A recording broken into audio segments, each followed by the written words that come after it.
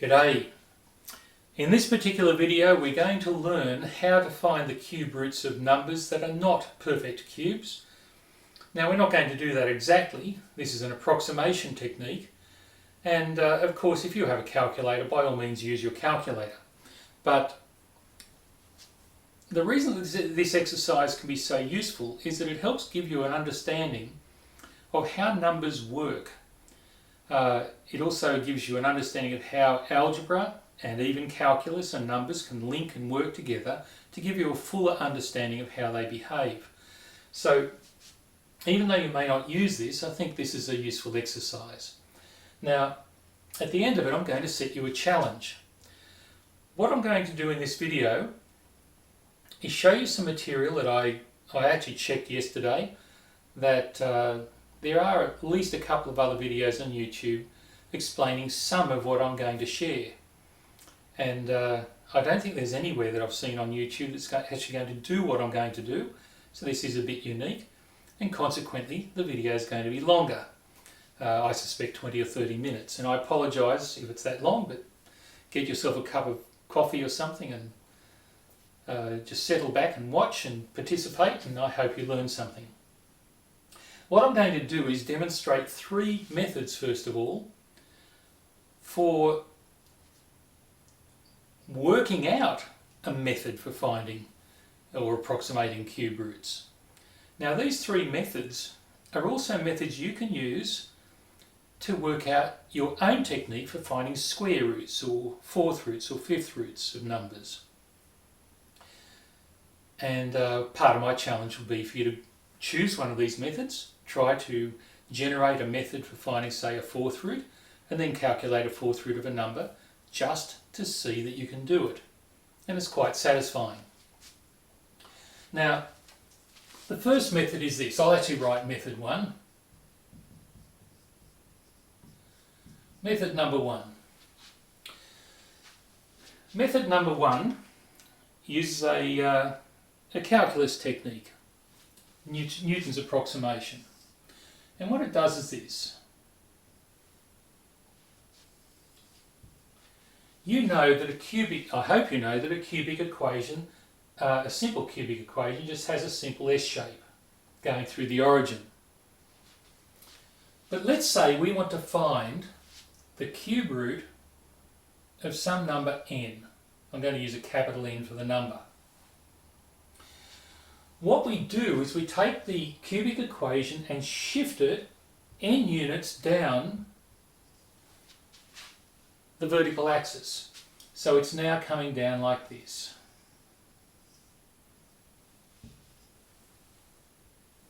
So the equation now is not y equals x cubed, it's now y equals x cubed minus n. Why is that useful? It's useful because this point here takes on quite some interesting meaning. What's its value? Well, I'm going to write the coordinates over here. We know the y value is 0. Well, if I put 0 here in this equation and solve this equal to 0, let's do this on the side quickly.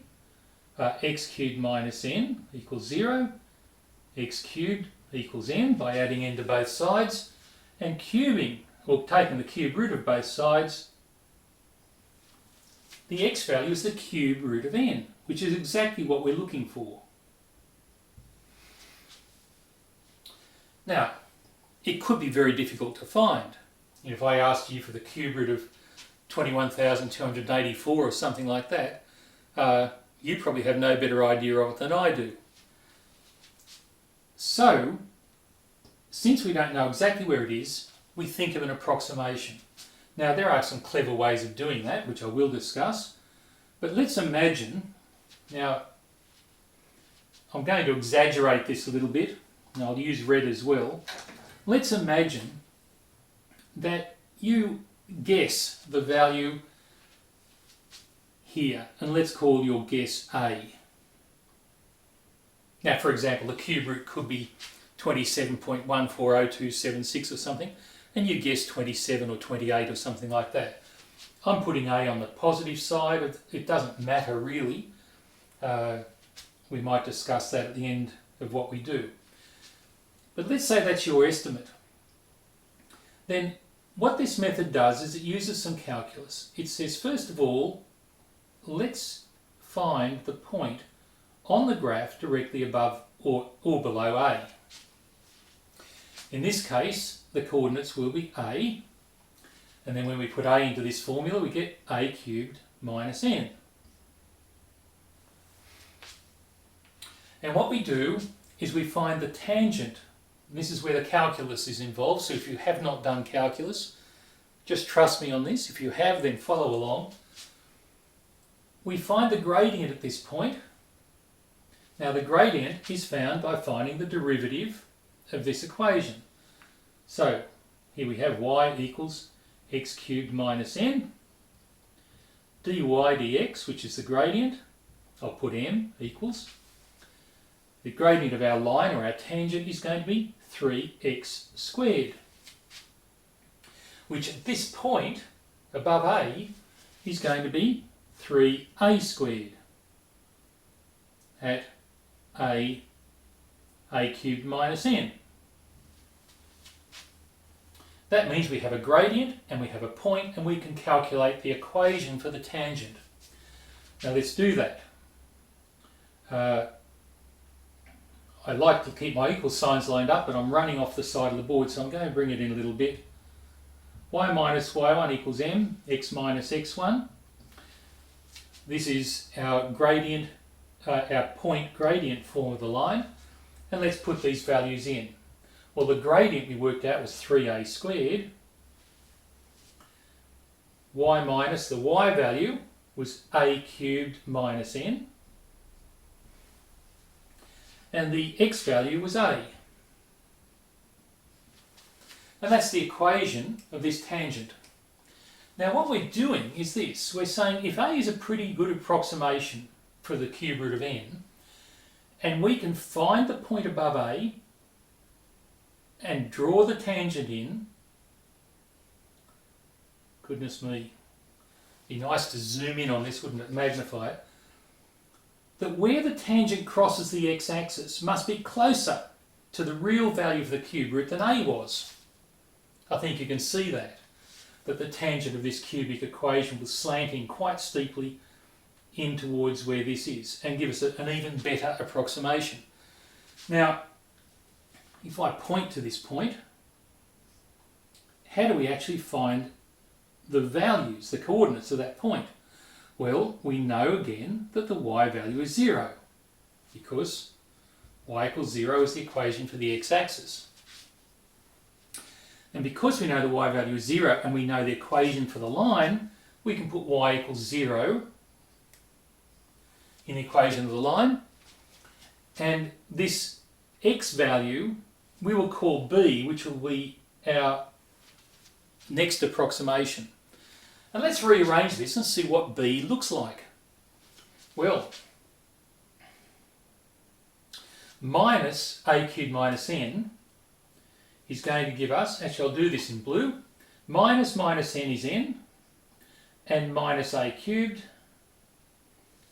equals 3a squared b minus a.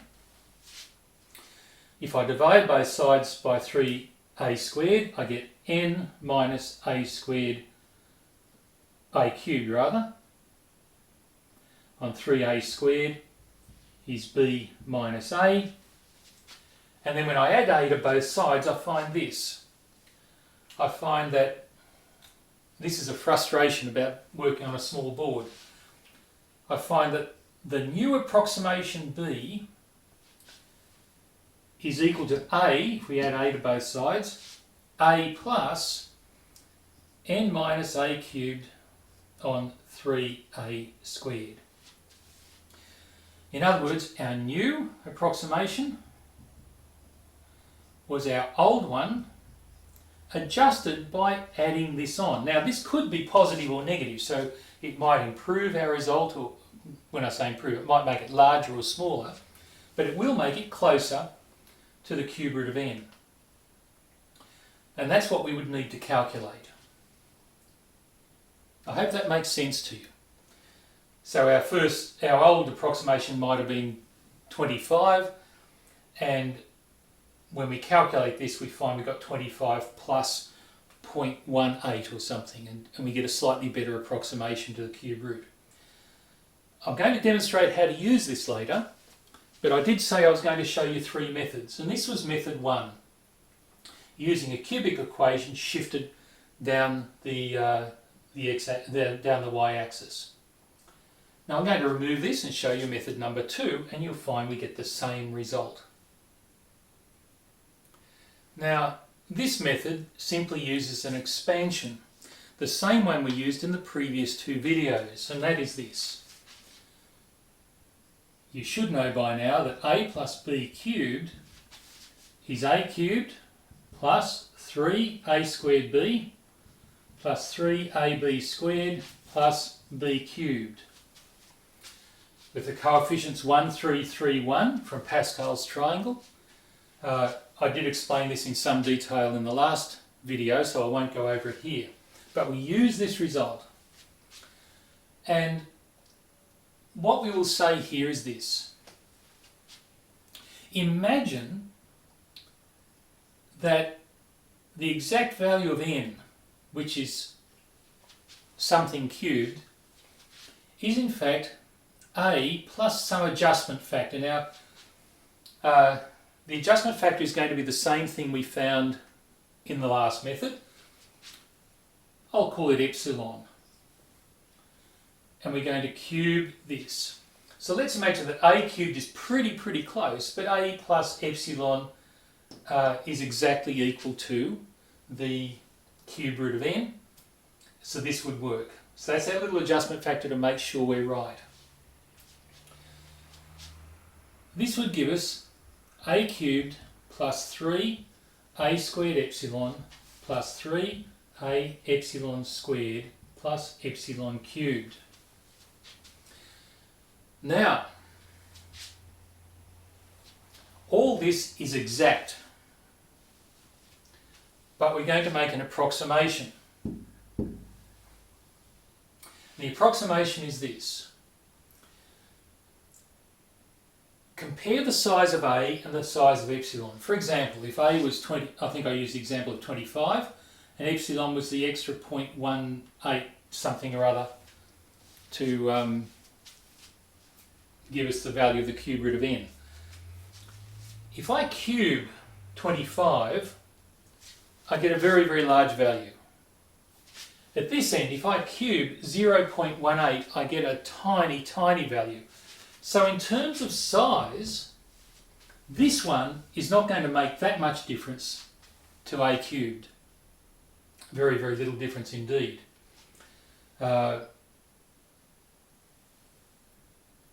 These numbers here, these values, the values of these two terms, also decrease. This is the biggest, smaller and smaller. This one here, where you have 3 times 25, well that's 75, that sounds big enough to make a difference. But you get 75 multiplied by 0.18, that's finding about 20% or 1/5 of it, and then squaring that, there's finding a fifth again. We're down to a matter of 3 or something, a very small value compared to this.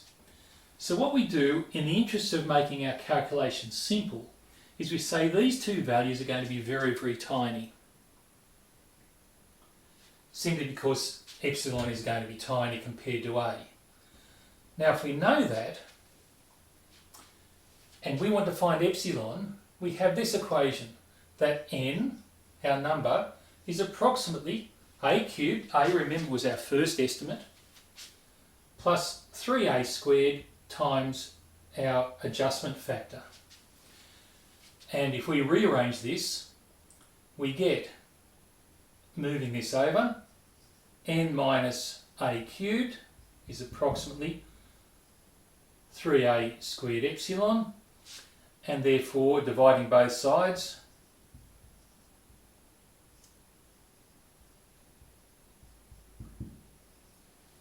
our epsilon or our adjustment factor will be this, And I hope you recognise that from the previous method. So this one's, again, an approximation because we're ignoring two terms that we consider very, very small and using a simplified version of the equation to find that adjustment factor. So that is what we would add on to A to find our second estimate. So our second estimate, which we called B in the previous one, will be our first estimate plus this adjustment factor.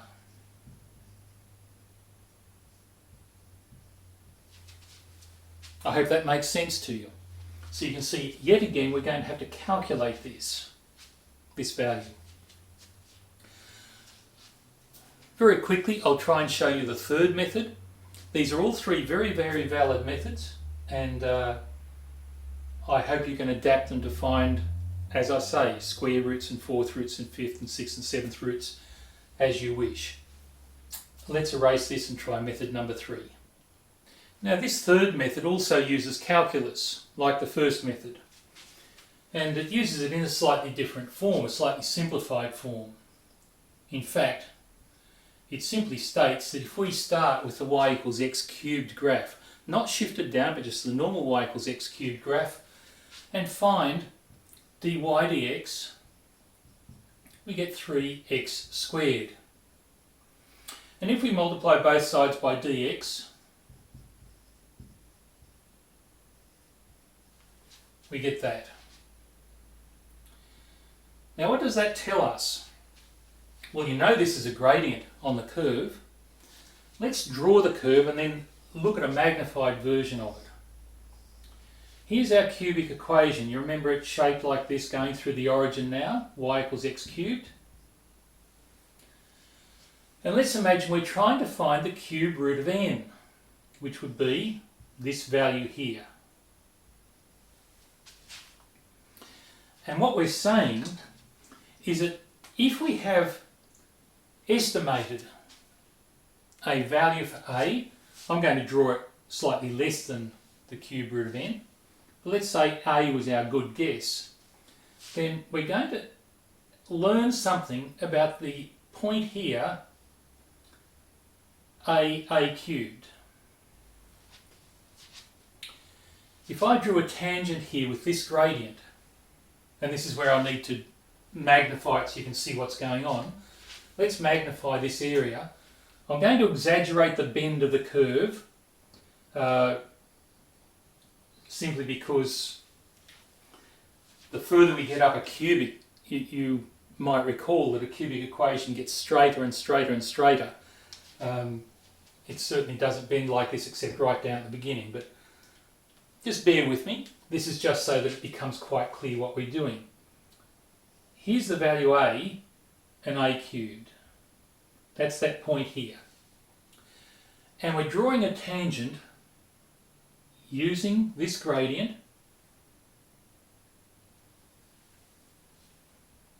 at that point. Now the second point of reference we have is n. And this point here is the cube root of n. Now you can see that this tangent, because the curve is still bending and curving upwards, the tangent is going to meet this line n further out here. And I want us to look carefully at this triangle. Because this is a tangent, and we've worked out its gradient like that, this distance is a little bit of x, and this distance is a little bit of y. dy over dx, rise over run, gradient. And we know that this dy equals 3x squared dx. I hope I haven't written that too small for you. Now what does that say? It says that if a was our first estimate, then our second estimate will be here. I think we were going to call that b, you might recall. Well, how can we work that out? Well, we know that this distance must equal the distance between n and a cubed. So we get n minus a cubed must equal 3x squared dx. But at this point where x is worth a, what's that worth? Well, it's 3a squared, and the dx is that little bit extra that we want to add on. I'll call it, remember our adjustment factor? If I just call that equals epsilon, a little tiny bit. And again, if you divide both sides of this by 3a squared, you get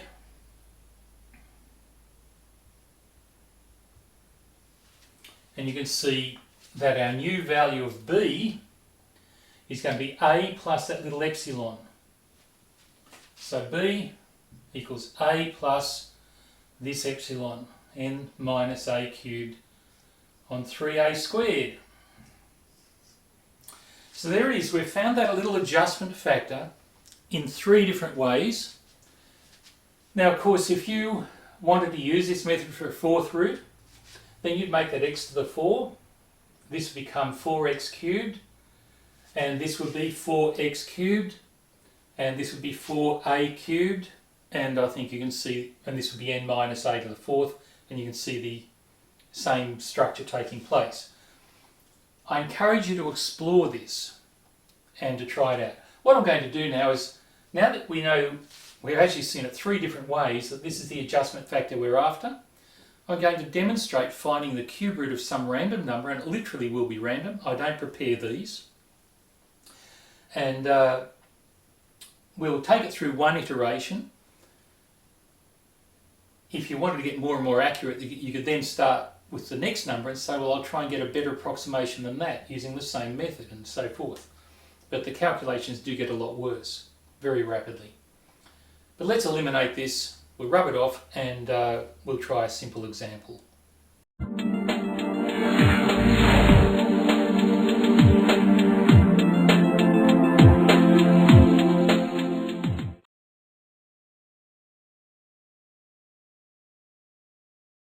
Well, here we are. I have just written this up.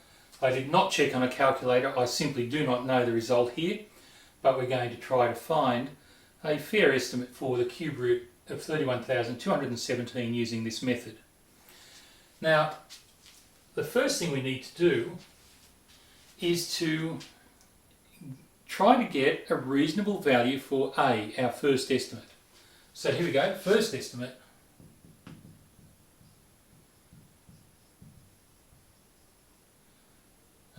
I'll call it a equals. What's our first estimate going to be? Well, remember how we found cube roots before. We looked here. Now, because this is not a perfect cube, the last digit's not going to help us. But the group of thousands does. And you might recall that 31 is just above 27, which is 3 cubed. And it's a fair way below 64, which is 4 cubed. So let me just write that over here. We have 3 cubed, which is 27. We have 4 cubed, which is 64.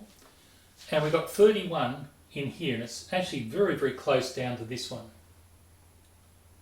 So we know that the cube root is 30 something. We know that much.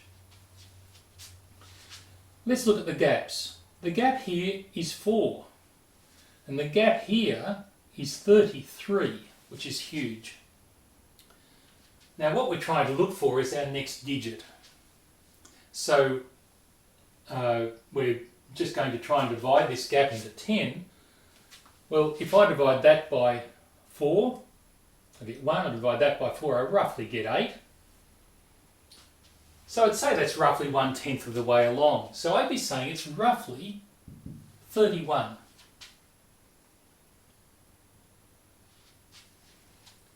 If you want, what I've done here is I've left all the zeros off, but I've basically said 30 cubed is 27,000, 40 cubed would be 64,000, so our 31,217 is going to be between 30 and 40, and because of the gaps, it's going to be down towards 31. So that's our first step. Our second step is to find the adjustment factor. Now I called it epsilon before, so let's have a look at it. It's going to be n minus a cubed over 3a squared.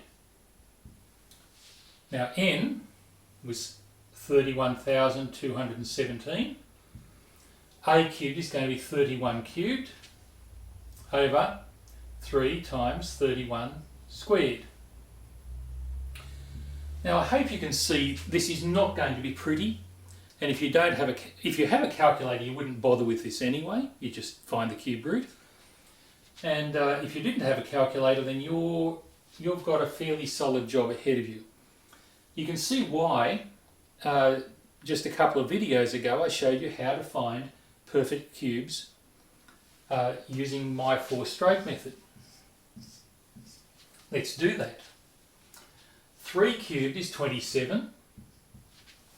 3 squared times 1 is 9 ones is 9, and triple it is 27. Well, that was easy.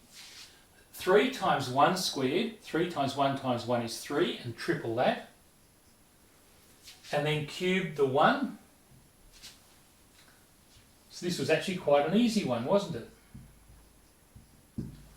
So 31 cubed is 29,791. Well, I'll write that down.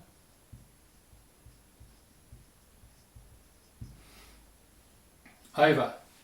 Now what's 31 squared? Well, there are fast ways of doing that too. But let's just say in fact, if you learn your squares up to about 32 squared, which I recommend, you'll know that it's 961. My daughter used to love this because we didn't actually give her pocket money, but she earned a small amount of money whenever she found perfect squares on car number plates or street numbers or so on.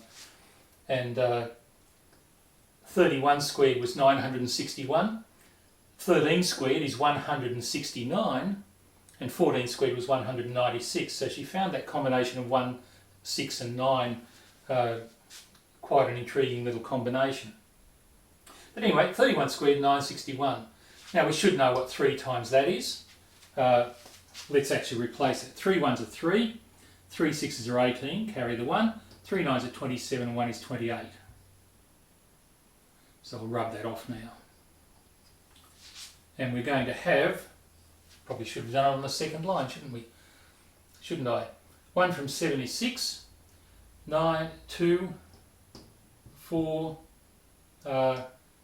1, that's it, 1,426 over 2, 8, 8, 3. Now at this stage you'd be looking at a long division, but I hope you can see, this was totally unplanned, but I hope you can see that 14 over 28 is a half. So this is very, very close to a half, which is 0.5. So I'll say my adjustment factor is 0.5. So therefore, I'll put therefore over here. Therefore, my second estimate B is going to be 31 plus that.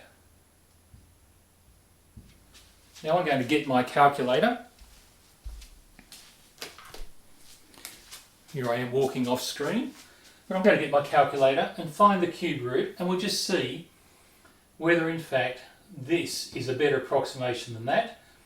And in fact, because of the curve of the cubic equation, I've since got rid of the diagram, my estimate probably should be, or will be, a little bit high. But let's just check this out. The cube root, I'm doing this without my glasses here, 31217. 31217 equals, and I get 31 point, I do need my glasses. Sorry for running away on you there. There we go. 48693504. And you can see that our 31.5 is actually quite close to the value 31.49 or 4869. And if we wanted to get yet another closer approximation, then we would put 31.5 into here and here and calculate the new adjustment to add on and do so. But do notice this was just very, very slightly higher than that, which is what this method does. But it's particularly good. I commend this method to you. I'm not going to do it over and over because I think that'll become very tedious, but I do encourage you to explore it. Try it at least once to satisfy yourself that you can use this skill to calculate a cube root by hand. It's actually quite satisfying. You may never use it again in your school career or your university career. I'm not confident that I have, but I'm certain that when I was in high school, and actually it was more when I was in high school, I did this quite a number of times with different roots. And I encourage you to do it. It's a particularly good skill to have. Thank you very much for watching. Please subscribe to the channel so you find out about future videos. And I would really appreciate it if you leave a comment, and certainly if you click the like button, that would help a lot as well. I thank you for watching.